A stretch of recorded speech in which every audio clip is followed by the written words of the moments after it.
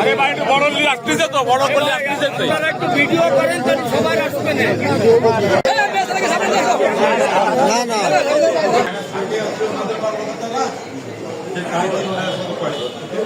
না এদিকে sir, sir এদিকে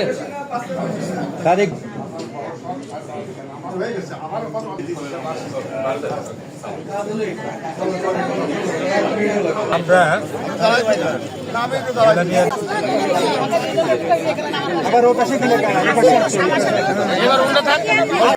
নড়াইল থানা পর্ব দিতে যাচ্ছে আগামী 12ই। সর্বপ্রথম মহান রব্বুল আলমিনের দরবারে লাখ কোটি শুকরিয়া যে নড়াইল 2 নির্বাচনী এলাকায় আমি বাংলাদেশ জাতীয়তাবাদী দলের একজন কর্মী হিসাবে আমার নেতা, আমাদের রাজনৈতিক অভিভাবক জনাব তারেক রহমান নড়াইল 94 নড়াইল 2 সংসদ এলাকায় আমাকে দলীয় মনোনয়ন দিয়েছে। আমরা যারা রাজপথে ছিলাম, নড়াইল জেলা বিএনপি, নড়াইলের সাধারণ মানুষ, সকল ভোটারদের প্রতি আমার আহ্বান, আগামী দিনের আধুনিক নড়াইল গড়ার ক্ষেত্রে আপনারা আমাকে সাহায্য করবেন। ইনশাল্লাহ নড়াইলবাসীর প্রত্যাশা পূরণ করার চেষ্টা করব। নড়াইল সংস্কৃতি, শিক্ষা, দীক্ষায় শক্তিশালী হলেও নড়াইল উন্নয়ন থেকে অনেকটা পিছিয়ে আছে। আমি আপনাদের মাধ্যমে বলতে চাই, নড়াইল সদর হাসপাতালের 100 বেড থেকে 250 বেডের উন্নীতকরণের জন্য একটি অবকাঠামো তৈরি করা হয়েছে। তার কোনো যানবাহন যন্ত্রপাতি ক্রয় করা হয়নি। যত মেশিনারি আছে সেগুলো আগামীতে অর্থ বছরের মাধ্যমে বরাদ্দ করে লোকবল নিয়োগ করে আমি নড়াইল সদর হাসপাতালের পূর্ণাঙ্গ রূপ দিতে চাই। আমি চিন্তা করি নড়াইল একটি মেডিকেল কলেজ হওয়া দরকার। আমি যদি নির্বাচিত হতে পারি, আমি একটি মেডিকেল কলেজ করতে চাই। নড়াইলের মানুষের বেকারত্ব রয়েছে, সেই কারণে নড়াইলের মিঠেপুর এলাকায় পাটের বড় মোকাম রয়েছে, এই কারণে মিঠেপুর এলাকায় একটি জুট মিল করা যায় কিনা। আমরা নড়াইলের অবকাঠামোর পাশাপাশি আমরা নড়াইলের একটি বিশ্ববিদ্যালয় করতে চাই।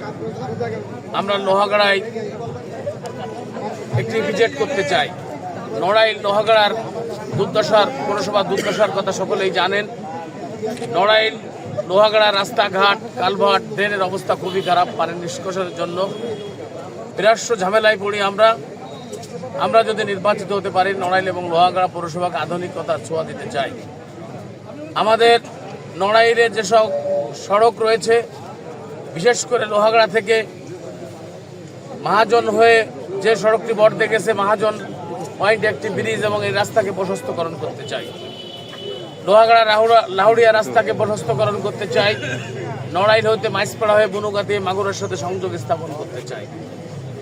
নড়াইলের শিক্ষা ব্যবস্থাকে উন্নয়নের কল্পে আমাদের সরকারি বিদ্যালয়ের পাশাপাশি আধুনিক শিক্ষায় শিক্ষিত এমন একটা প্রতিষ্ঠান গড়ে তুলতে চাই, যেখানে দেশের কারিকুলামে শিক্ষা ব্যবস্থা যেমন চালু থাকবে, আধুনিক সুযোগ সুবিধার মাধ্যমে আমাদের যে জনবল রয়েছে যারা বিদেশে কাজ করে তাদের ট্রেনিংয়ের জন্য আমরা একটি কারিগরি অধিদপ্তর এমনভাবে তৈরি করতে, যার মাধ্যমে সহজেই আমার নেতা যেমন তারেক রহমান যেমন বলেছে আগামী 1 বছর যদি বিএনপি ক্ষমতায় আসে 1 কোটি লোকের কর্মসংস্থান সৃষ্টি হবে, সেই আলোকে আমরা একটা কারিগরি প্রতিষ্ঠান করতে চাই। আমরা যারা নড়াইলে রাজনীতি করি, আমি কোনো প্রতিহিংসাপরায়ণ রাজনীতি করতে চাই না। বিগত 17 বছর যে ঝামেলা হয়েছে, আমাদের পরে যে অন্যায় অত্যাচার হয়েছে, আমরা ভুলে নড়াইলের সকল মানুষকে নিয়ে আমরা একটি সুন্দর নড়াইল করতে চাই। নড়াইল হচ্ছে সেই নড়াইল যে নড়াইলে সাম্প্রদায়িক কথার কোনো স্থান নাই। নড়াইলে অসাম্প্রদায়িক চেতনার জায়গা।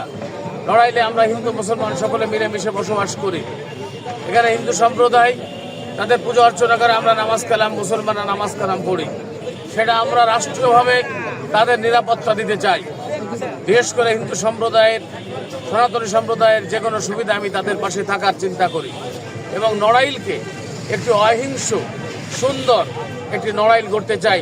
সেই প্রত্যাশায় আগামী সংসদ নির্বাচনে বাংলাদেশ জাতীয়তাবাদী দল বিএনপির প্রার্থী হিসাবে, তারেক রহমানের প্রার্থী হিসাবে আমাকে ধানের শীষে ভোট দিলে আমি নড়াইলের উন্নয়নে যে অঙ্গীকার করেছি সেগুলো শতভাগ বাস্তবায়নের চেষ্টা করব। সকলকে ধন্যবাদ। আসসালামু আলাইকুম। জয়ের ব্যাপারে করছেন আশাবাদী? আমি একটি দল করি। আমি নড়াইলের রাজনীতিতে ইতিমধ্যে আমি একটি নির্বাচন করেছিলাম 14 সালে। সেই নির্বাচনে আপনারা দেখেছেন কি অবস্থা ছিল, তার মধ্যে দিয়েও আমি নির্বাচিত হয়েছিলাম। একধারে যেমন আমার দল রয়েছে, বাংলাদেশ জাতীয়তাবাদী দলের ভোট ব্যাংক রয়েছে, পাশাপাশি এই শহরে বড় হয়েছি। এই শহরের মানুষের সাথে আমাদের সংযোগ রয়েছে। আমার পিতা একজন শিক্ষক ছিলেন, তারও এই শহরের মানুষের সাথে যোগাযোগ রয়েছে। পাশাপাশি নড়াইল সদর উপজেলার 8টি ইউনিয়ন, নড়াইল পৌরসভা এবং লোহাগড়ার 12টি ইউনিয়ন পৌরসভার জনগণের সাথে আমার সুসম্পর্ক রয়েছে। আমি উড়ে আসে জোড়া বাসা কোনো মানুষ নয়। এই নড়াইলের মাটিতে 39 বছর ধরে রাজনীতি করি। আমি সকল দলের রাজনৈতিক নেতৃবৃন্দের সাথে আমার সুসম্পর্ক রয়েছে। যারা পূর্বে জনপ্রতিনিধি ছিল তাদের সাথে সামাজিক সম্পর্ক রয়েছে, যেমন আমার দলের নেতা কর্মীদের সাথে সুসম্পর্কও রয়েছে। আমরা ঐক্যবদ্ধভাবে ইনশাল্লাহ নড়াইল 2 নির্বাচনী এলাকা আমাদের আগামী দিনে রাষ্ট্রনায়ক তারেক রহমানকে ধানের শেষ প্রতীকে উপহার দিতে পারবো বলে আমি বিশ্বাস করি।